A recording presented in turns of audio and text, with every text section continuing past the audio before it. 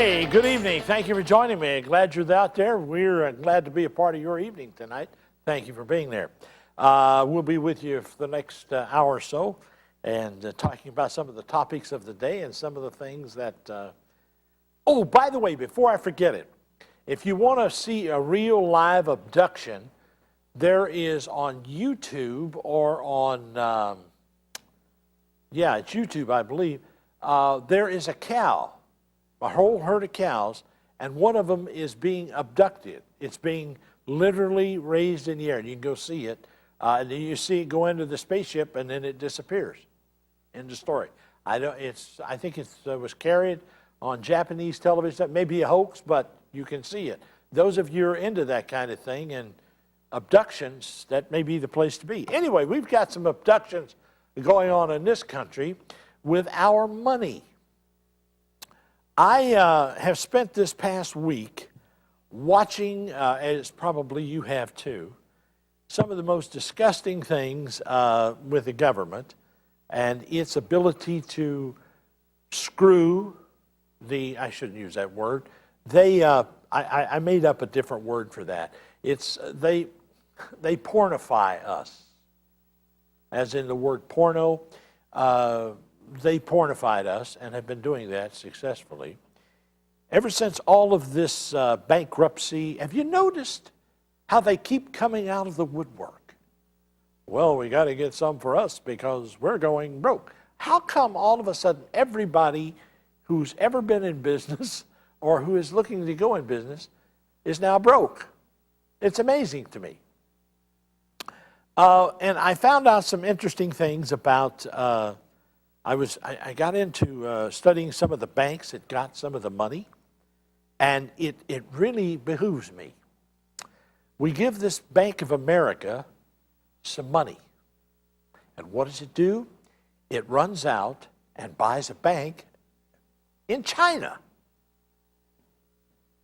Now, there's something wrong with this picture, but hey, I don't know, a few billion here, a few billion there. The Bank of America has, at the same time, said it planned to cut 30 to 35,000 jobs over the next 3 years. I guess they'll put them all to work in China. The years following the completion of its takeover of Merrill Lynch. Unbelievable. And what really surprises me about all of this, and it really shouldn't, but it does, is it may you, and I look for your comment on this tonight. Wall Street just keeps on robbing us. The Bank of America used money to bail out, as I said, a bank in China. Moreover, the started objectives, it makes no sense. There's no oversight. There's nobody correcting this. There's nobody. And they really got sharp and said, I'll tell you what we'll do. We'll buy stock. Well, the stock has already lost 50% of the companies that they're taking it from. And I got to looking behind the scenes. I looked at, we're going to come back to the bank in a minute, though. The bank and its bailout program and getting the banks ready, they're giving the banks money, but the banks are sitting on all this money. I don't know how loaning money to banks who have bad paper sitting somewhere in the bank on their books, trying to sell that to to us Americans, and they're sitting on the money we gave them, waiting to buy something else. Or to give it, as AIG did, to all of its upper management. I'm tired of hearing about it. I really am. And the automobile manufacturers, the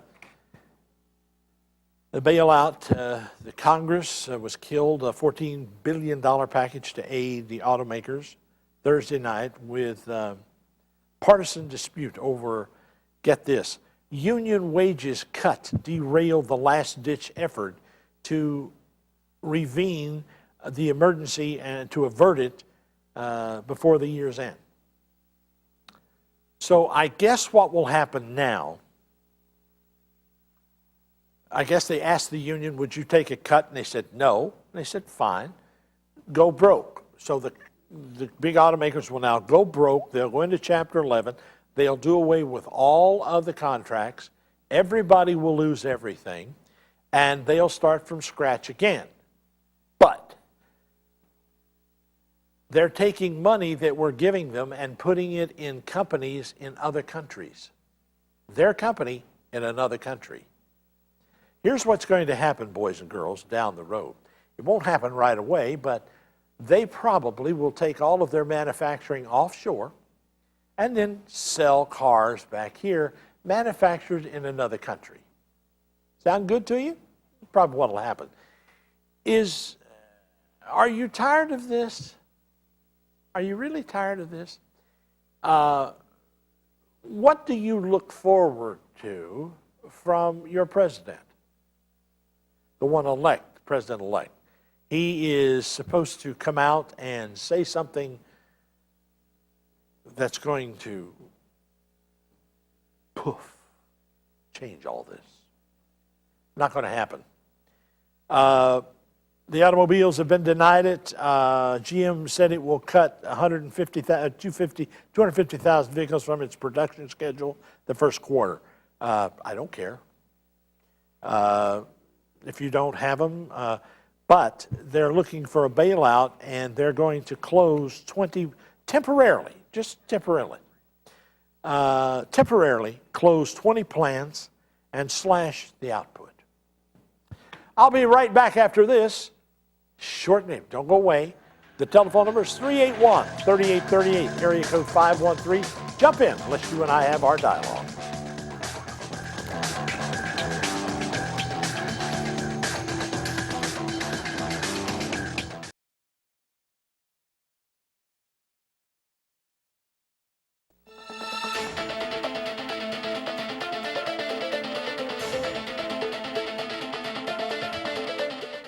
Back in the Scizone, Bill Boshears with you till 12 o'clock or wherever it's at. I want to thank all of you for watching on the internet. Our audience there is growing by leaps and bounds. Please tell somebody about it. Glad to have you aboard. And secondly, the viewership just keeps climbing and climbing and climbing on the internet. We appreciate it. Tell your friends about it. Get involved. It's the only place I know of where you don't have to sit and yell at your television. You can actually call in. Some of the ideas that I share with you here are not necessarily mine, but I have adapted to them, and they may not be yours, but if you hang around long enough, the truth is contagious. By the way, if you're buying toys and you go to KB Toys, they've declared bankruptcy and face liquidation. The nation's number 2 toy seller has declared bankruptcy and will close 277 stores. All of a sudden, a drop in sales. Company employs 11,000 people. Folks, we're headed for some hard times. You better get ready for it. We've got telephone calls in there from Jim, Mink, and Buck, and all the rest of you. And tonight I'm going to show you your next president. That's right. By the time Obama is done, or whoever gets in, you are going to be near riots in the street. And if it may come to that already. In the meantime, let's get some of these phone calls out of the way. We'll take these phone calls as they come in. Somebody been there the longest is Mink. Mink, good evening to you. Doing well, sir. Set and you look wonderful. Well, thank you, sir. You really look like a scholar and a gentleman at this point, and well, you're only saying that because it's true. Absolutely, I could not lie, and I did chop down the cherry tree. Good. Hey, couple things real quick. You had talked about them turning down this week, and it was the unions. I'll tell you what I believe is happening. This is George Bush's W's last stand. Thank you. Ronald Reagan busted the airline union.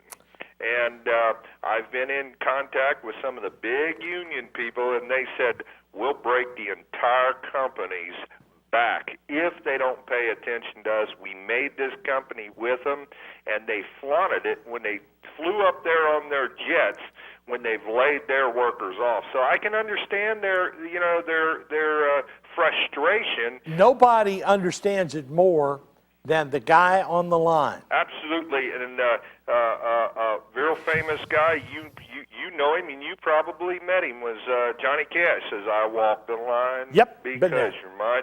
And he did that for those union workers, and he was the man in black, and he wore it till the day he died.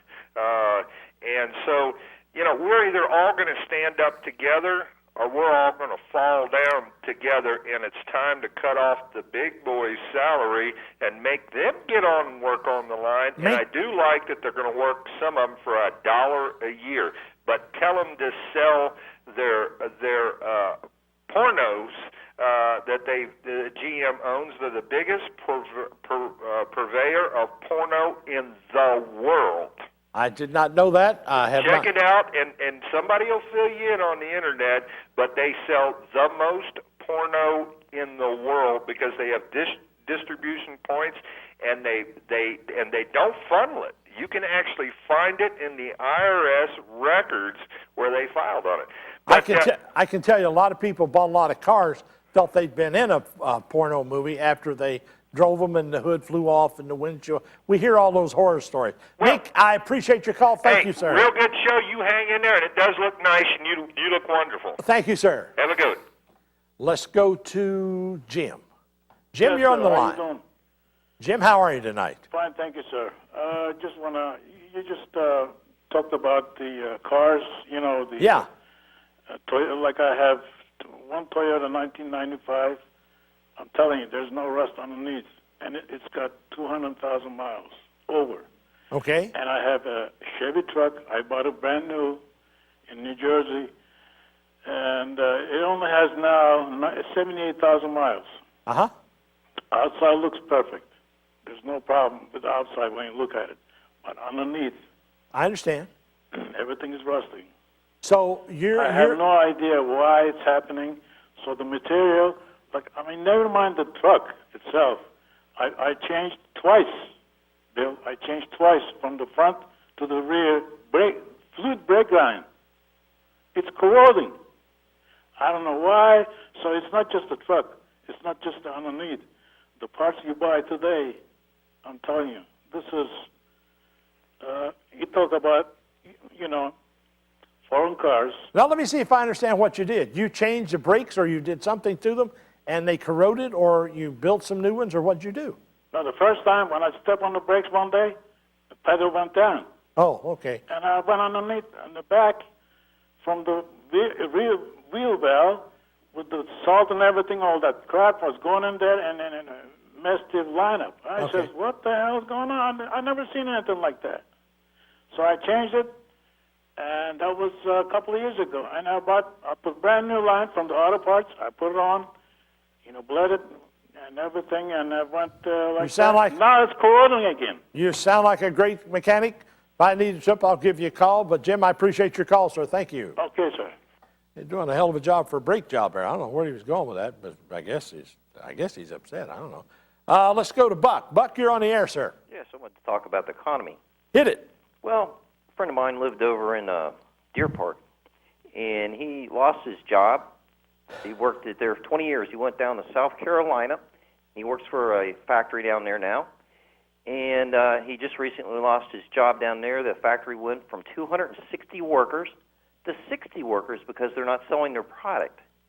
That's how bad the economy is. What kind of product they manufacture? It was a textile for textile. Yeah. for like a a solar textile for windows, like. You know what I mean? Sure, I do. Sure. And the man's like 56 years old. I don't know what people are going to do. Yeah, and it's really hard, he said, for him being 56 years old to find a third job, you know what I mean? Sure. It'll be his third job that he's had in the past 2 years. Well, there are more and more people out there. So I've talked to people who have more than one job now. Yeah. You can't make it, I don't think, on one job. No, and one other thing, though, real quickly. I do not believe this is America no more. I think that we've been taken over, and Obama is not even an American citizen. And I don't believe that the woman that was supposedly his mother is even his mother. I think that Obama is like from put in here from NATO or some kind of New World Order or something like that. I don't even believe this is America. It's open borders. There's a hell of a lot of questions that's got to be answered, but looks like they're going to make him a president with or without him being answered. And I have one more question for you, sir. Very seriously, I have a friend that he lives over in the Indiana area, and you was talking about building concentration camps. He said they are building some great big building, and you said it was to put people in, like maybe when this country completely comes out saying that, you know, like you can't speak on the radio or talk, you know, like things we're talking about. Yeah. And he says that nobody's in that building yet, but it's being built, and it's being built like a concentration camp, like in Nazi Germany. And Did he say where it was being built? Over in Indiana, but I don't know exactly. I didn't ask him, but I can and call you back on the next show. Find out, let me know, okay? Thank you. Appreciate it. Well, they're building concentration camps. And it's more than you and I ought to have to put up with, but we're going to do it anyway. Dana, you're on the air. Hello? Hello, How are you? I'm fine. Well, let's get it on. Go ahead. About the $700 billion bailout for the three auto industries. Yeah. Who's going to be buying the cars if everybody's out of work? You got a good point. That's what I've been Who's asking. going to be buying them? That's what I said. Who's going to be getting a job? So, you know, I'm like you. I don't mind that they're going to cut production. I don't care. And maybe they should, you know, I don't mind the government helping them, but not with that large amount of money. Spread some of that money around to the rest of us. There's too many people out of work. We got too many homeless people living in cars right now. Uh-huh. So unless you're going to manufacture a house, get out of the damn way. 700 billion is too much. You got it. And they can, you know, I don't have any problems with them giving them something to help them, you know, You know what? You they better can stay in business. You better. Okay. Now that you've hit on it, I'm going to answer a question. You had better, if you're the government, you better make some plans to take care of some people, because by this time next year, if this economy keeps going in the tubes the way it is, it's going to be over. It already has started that way. How in God's name are people going to buy food if they don't have jobs? That's what I'm talking about. And if they can't buy food, they certainly ain't going to be buying no cars. I don't know if anybody's... It don't make no sense to me. There's people, I guess people still buying cars now. I don't know. Maybe they are, maybe they're not. But they're sure as hell not buying a lot of houses. That's for a fact. Dana, I appreciate your point. Thank you, dear. Thank you. Let's take a pause the action right here. I'll be right back with more calls from your questions, your attitudes. Right there's a line open. Jump in before somebody else does. Get in there. The number's 513-381-3838.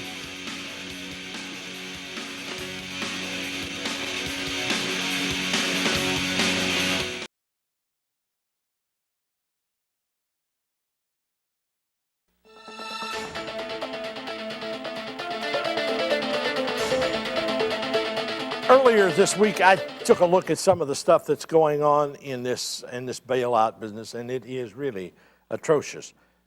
We've come to the place where, is it right, wrong? I think the jury's still on. I think a lot of people. I haven't talked to anybody that says, "Boy, we got to get that bailout." You know, I keep hearing people say they don't like it, don't want it, but here's what's happening. This is the sad part of this. There are 237 members of the House of Congress who supported infusing the automakers with $14 billion in emergency funds. They have received an average of $87,000 from the auto dealer. That's average across the board. The automakers and auto unions since 1989, while about 170 who voted against the bill Wednesday receive $80,750 in the Senate with their legislation diet. Folks, our senators and our Congress are bought and paid for. We have what I call a plutocracy. We don't have a republic. We don't have a democracy. We've got a plutocracy. and a fascist form of government, meaning corporations are running everything. This is a scam. This is put up by people saying, oh, well, you have to vote and do this, and we need money, give us a little money, blah, blah. They ought to outlaw all of it and get rid of everybody there. And that's going to happen, not this time, because you've already voted and you think you're going to get the vote and all that's going to go down the way you think it is. There's a lot of change coming in that, and some of the change is going to be hard to swallow. You have to ask some questions, and if you ask these questions now, you have to do what's been told is follow the money. When you follow it, and here's what you do. You go look up the congressman, the senator, his voting record. Then go back and look, very simple. They have websites carry all this. And they have to report it. All the people who they voted for, look and see how much money they got. Get rid of them. You people are smarter than this. I can't do it. Please. If I could wave a magic wand, they'd all be on the street tonight looking for a job, the way the rest of the country is. Folks, we've got some hard times right here in Cincinnati. We've got more people going to the food store for food than has ever been. We've got people out of work by the thousands. We've got people living in cars. You know the fastest growing part of the population that's been now? It's a woman with children living on the street. And we're worried about AIG, for God's sakes. I mean, and you say, Bill, what about the compassion of Christmas? These people aren't worried about that. They're worried about eating, staying alive. Do you think Barack Obama and the rest of them know about this? If they do, they sure as hell don't talk about it much. George Bush won't even talk about it. None of them do. When you get above the common man, you don't deserve to be there. I'm telling you, there's a man coming, and I'm going to show you a clip from him in a few minutes, and listen very closely to what he said. His name is Jesse Ventura. We'll get to that right after the phone call. Watch what happens. Let's go to Barbara first. Barbara, you're on the air. Yes, I just wanted to call in and make a comment on the gentleman who called and mentioned something about concentration camps. I was living in Florida and moved here just recently, and when I was down there, I guess about a year and a half ago, someone mentioned to me to go to Google and key in on the internet U.S. concentration camps. When I did, there was a picture that did show up on a prison that had been built that was standing empty. There are several of these prisons that have been built in several states here in the country. This was in New Mexico and out west, and apparently it was moving towards the east here, the prisons that they were building. It was not to ship inmates from prisons that are overcrowded right now. Well, it was black box cars that were backed up to the prisons. These box cars had very small louvers, like the box cars that were used to ship the Jews during World War II in Germany to concentration death camps. They are built out in remote areas. They have railroad tracks going up to these prisons. There's one in Indiana, if you want to go look at it, that's got all of the turnstiles and everything else. It's over there, and I can't... somebody call and let me know the name of that place, will you? Well, the interesting thing was that after I saw this, national news one night, the Fleecing of America, the reporters from a team went out to try to get somebody at one of these prisons to come to the front gates and tell them, what these facilities were for. They were told to get out of there, get off the property. And after that came on TV for Fleecing of America. When I keyed into U.S. concentration camps again, that information was no longer on the internet. Go look under Rex 84. Rex 84? Rex 84. Look at another one called Garden Plot. Garden Plot. All right. Good places to be, Barb. Thanks for the call. I appreciate it. All right, thank you. Let's go to Deborah. Deborah, you're on the air. Hello once. Oh, yes. I was calling about the Obama, that you say that he is not a citizen of the United States. I didn't say that. Somebody else said, but it's okay. Okay, There's some question about it, madam. Okay, well, how come it's not been known to the American public? Ma'am, it is known to the American public. What's not known is that the media won't cover it, but they did the other day. They began to cover it. They're trying to downplay it. Right now, are you aware that there are 32 states that want to change the Constitution? Oh no, and I didn't vote for him. I don't know whether you vote for him or not. Are you aware that there are 32 states that want to change the Constitution? No, I'm not. There are, and Ohio is scheduled to vote on it. Now you're going to see some real headway. You talk about losing your rights and losing your freedoms. Get ready, honey. It's I coming. already say we will be losing our freedom. All right. He will be assassinated more than likely. I don't know about that. You said that, I didn't, but I appreciate the call. Thank you. Charles, you're on the air. Hello, Yes. How you doing today? Doing all right, sir. Glad to have you. Yes, I want to reiterate on two comments. The first guy that had called about the Reagan, he hit it right on the button. He explained about Reagan breaking up the traffic controllers union. I remember That's that. exactly what he did. He gonna also passed the law and legalized derivatives that caused all the problem we got in the banks today. Right. But I want to also reiterate on the comment that another caller and the last caller had just said about Barack Obama. First of all, I want to just say that let's give the man a chance, first of all. Second of all, the damage that's been done by Bush, nobody doesn't want to comment about what Bush has done. I mean, at least, and then the assassination comment that the lady just made right there, the negative comment about him being assassinated.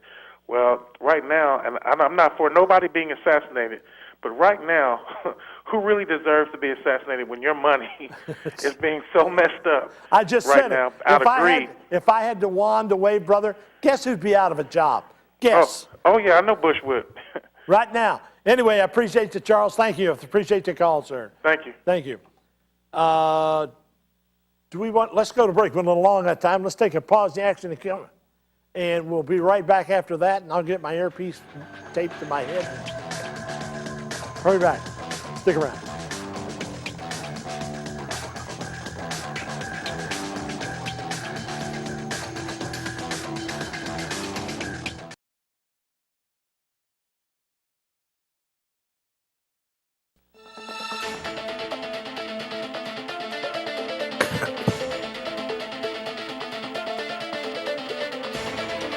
I want to thank the caller who called in with this. The name of the place where this you can go look at this. This is not something I'm making up.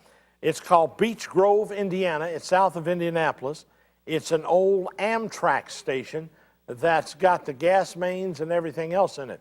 It's got a windsock. The last time I saw, there was a windsock and some other things there.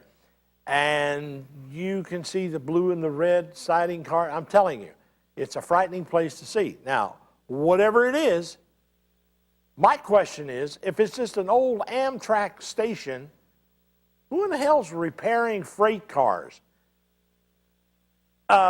Supposedly, that's what this is, a facility to repair freight cars. But why would the government pay to have it refurbished?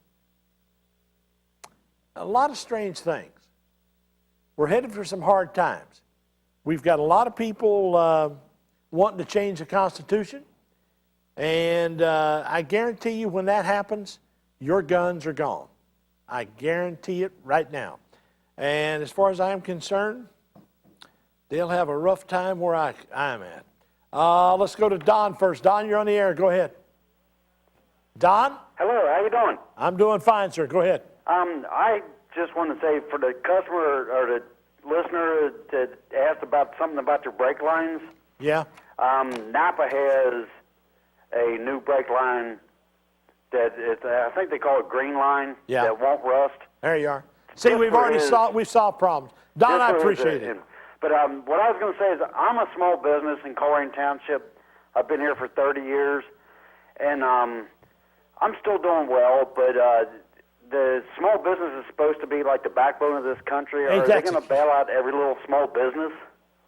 Are you getting ready to ask for some money? Yeah, I'd like to. I wish you could. If I start a business, I've been broke so long now. It's a state of mind, I guess. Anyway, I don't know. Will they? I don't think it's going to go down to the small business. They're giving it to their big friends and their big budget you and I don't really count. We're just supposed to be out here grunting around and paying the bills. But I appreciate your call there, Don. I Thank you. appreciate you talking to me. You got it. Thank you, Thank sir. Let's go to John. John, you're on the air quickly. Hey, Bill, how you doing? Fantastic. Well, I'm listening about all these new concentration camps / prisons and everything that I've heard several times on your show and other places that they're being built, but yet they say they don't have the funding to build new prisons like in the cities for real criminals. So it makes you wonder, and then I start thinking about the corporate America, the 1% of people that are sucking up all the money and outsourcing all the jobs to third world countries. What maybe they're constructing something, because they're going to have to figure out what they're going to do with all of these people in this country that eventually won't have a job anymore. It's getting to the point where everything is getting outsourced. America does not make anything anymore.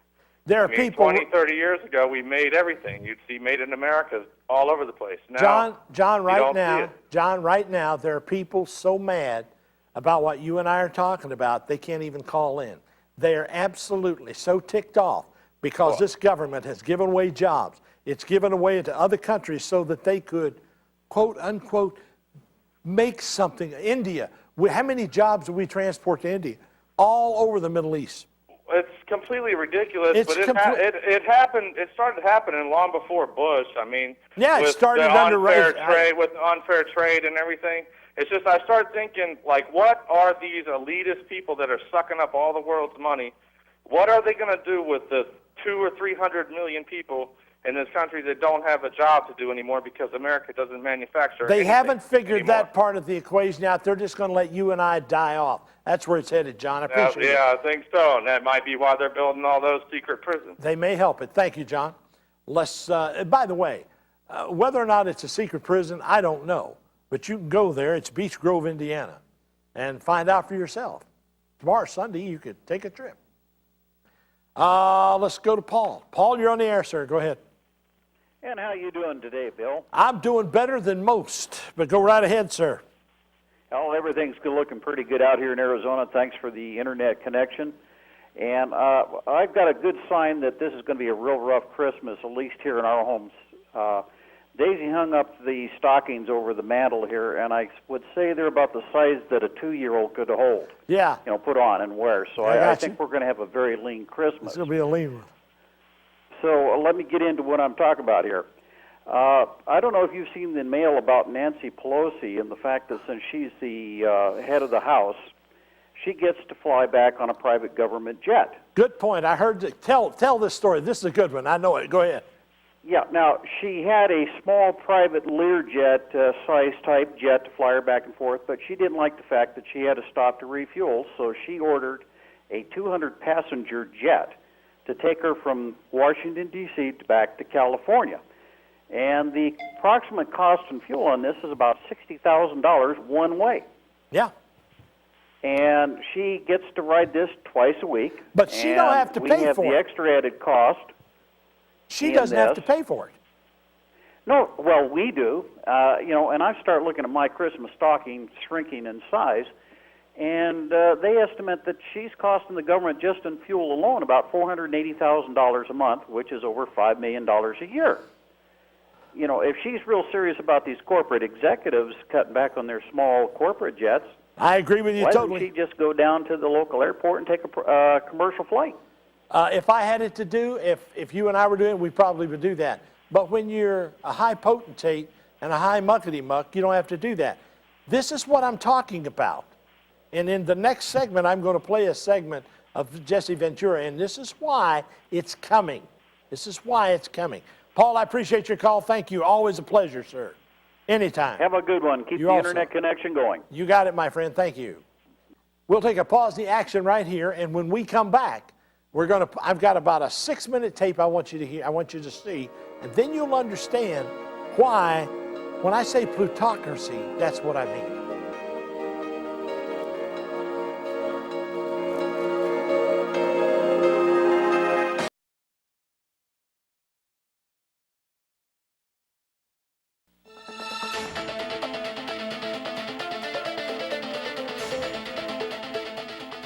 And I can only assume Minnesota's not the exception.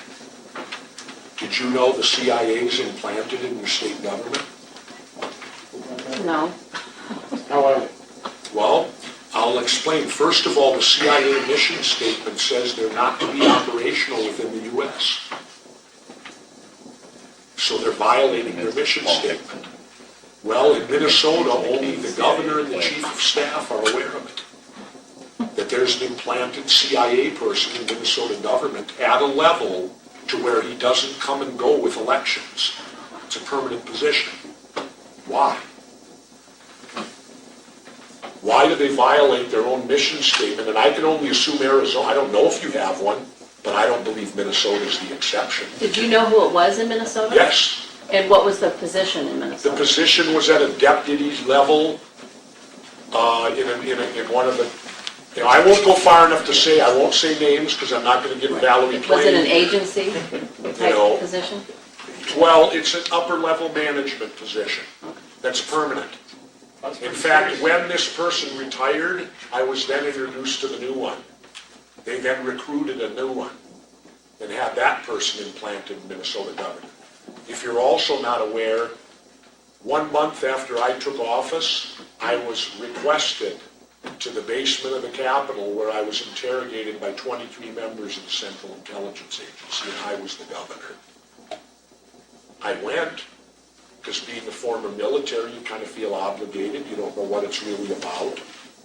I walked into the room, and they put me in a chair at the end, and they were in a big half circle around me, and they interrogated me, questioned me. And having met me, you'll realize how I handled it. I walked in and I sat down. I said, well, first of all, I said, before you ask me any questions, I have a few for you. I said, what are you here for?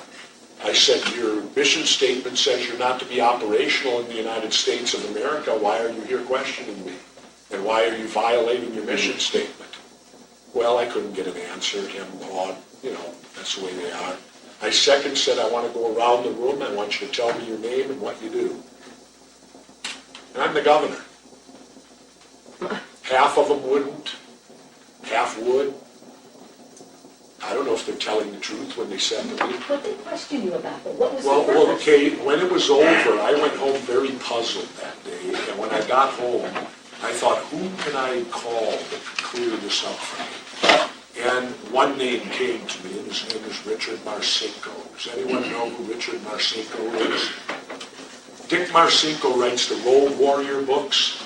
He's a 32-year member of the Navy SEALs. He created SEAL Team 6, the anti-terrorist unit. He created Red Cell. And Dick worked very closely and many times with the CIA, whom we in the SEALs lovingly call Christians in Action. That's our slang term for the CIA. We call them Christians in Action. We're SEALs, come on. We're not your normal run-of-the-mill. Don't know better. Yeah, we don't know any better. And so I called Dick, and I said, Dick, I just had a meeting with 23 members of the CIA in the bowels of the Capitol. I said, and I can't figure out why they wanted to talk to me. And I said, you're the guy who I probably would have calling because you would have the most intel to me. And Marcinko started laughing on the other end, and I said, he said, I've been out of it now a few years. He said, I can't directly tell you why, but he said, I have a pretty good idea why. I said, tell me, you're leap years ahead of me. He said, they didn't see you coming. And what's the CIA's job? Their job is to do intelligence reports to let the government know trends and things like that so that the high echelon government people can make, hopefully, good decisions based upon intelligence. And when I thought back to the questioning, it was all about how I got elected. He was right on. They wanted to know what I did. I don't know, maybe to stop it from ever happening again. Who knows? But that may be it. I don't know. But that was what the essence of the questions were all about, how I got elected. Da-da-da-da. And like Dick said, they didn't see you coming. And he said, they want to know now, is there going to be 6 more independent governors on the horizon? What is going on here in the U.S.? Then I'll tell you the best story. which is in the book also. I'm ruining the book. Which is available for sale tonight. Yes. When I And went it's to well Cuba, worth it. when I went to Cuba over my country's objections, so my administration's objections, I was there for 5 days, and Castro gave me 3 of his personal bodyguards and an interpreter. I had my 2 regular bodyguards, and ironically, Castro allowed my guys to carry their guns the entire time they were in Cuba, except when I met with him. Then they had to turn their, which I don't blame, they had to turn their guns over to the Cubans, and then as soon as Castro was gone, the guns were immediately returned. But I could understand that, because after all, we have attempted to assassinate him on a few occasions. Wouldn't that be called terrorism? If your intelligence community goes out and attempts to assassinate another political leader, I would classify that terrorism. Well, I understand that. But I think that's part of the old hypocrisy and double standard and all that. But the Bush administration did not want me going. And when I returned, I actually thought about contacting President Bush and seeing if he would okay my passport again. By the way, they suspended my wife's passport. They would not allow her to accompany me. Now, aren't we home of the brave, land of the free? And land of the free, and the home of the brave. I'm Bill Boshears. That was Jesse Ventura. And we'll take a break right after this. You just saw your next president. I'll be right back with your phone call right here in the Scizone.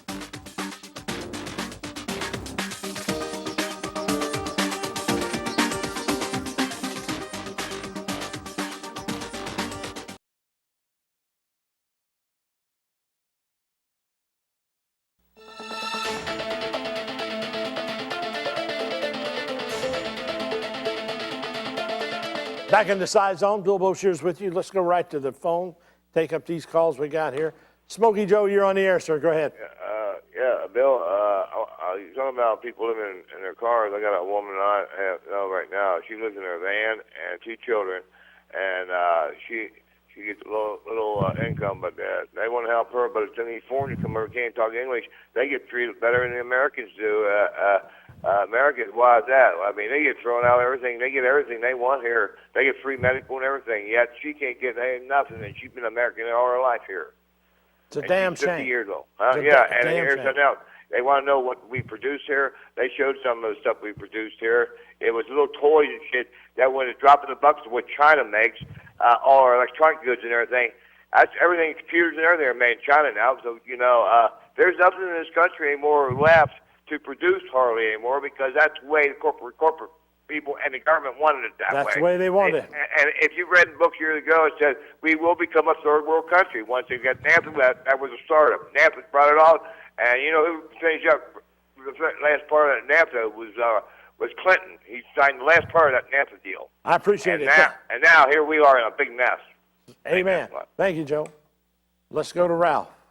Ralph, you're there, sir. Hello? Yeah. Go ahead, sir. Hello? Yeah, you're on the air.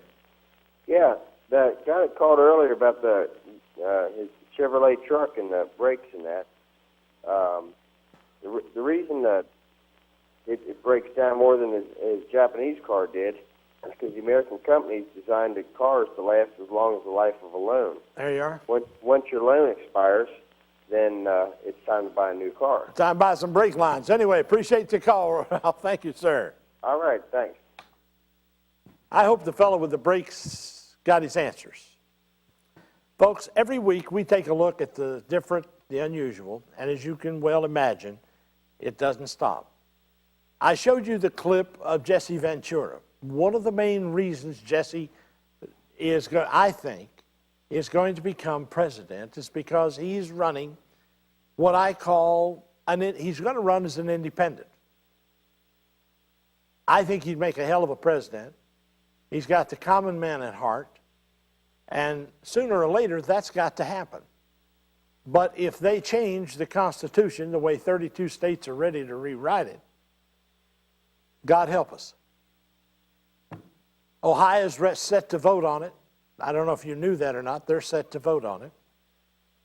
I don't know if I want to, might be a good show for next week. Think about it. Find out, do you want to change the Constitution? Rewrite it? And if so, what would you do with it? Think about it. It's a bad thing. I think we ought to let the Constitution alone and fix what we can fix the way we've got it fixed now. That's just me. Well, I know I'm an old fogey, and some of you are too. It's a nice place to be. I don't like people being hungry.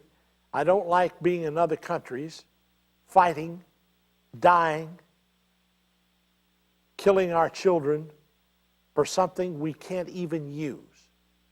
When right now, there is a car already manufactured that will run on water. It was released in Japan a few months ago. You can go to the internet and look it up. It's an auto car run by the Japanese. The title was Car Runs on Water. Go look it up. That's no joke. It's a reality. I don't care if we don't have any oil. But our money is what started the whole thing. Do I want to be in Iraq? I never wanted to go to start with. But George Bush did. And he lied and is still lying about it. He said the other day in an interview he regretted that his intel wasn't better. I don't know how much better it could have been. Hell, he made up what he didn't know. He made it up. He and Cheney should be held accountable for the deaths and the war crimes that are committed under them, particularly Cheney and all the other neocons there. In the meantime, I'm Bill Boshears, and we'll be here next week, same time, same place. Please join us either on the internet, but if you do, and you'd like to contact me, it's bill@scizone.com. bill@scizone.com. And what we will do is I'll get back to you as soon as I can. If you've got a statement or an idea, we'd like to hear from you. Anyway, take care, stay safe, and above all, be here next week. You're what makes this show work. You're it. Not me, not the news, it's you. Have a good evening and a safe one.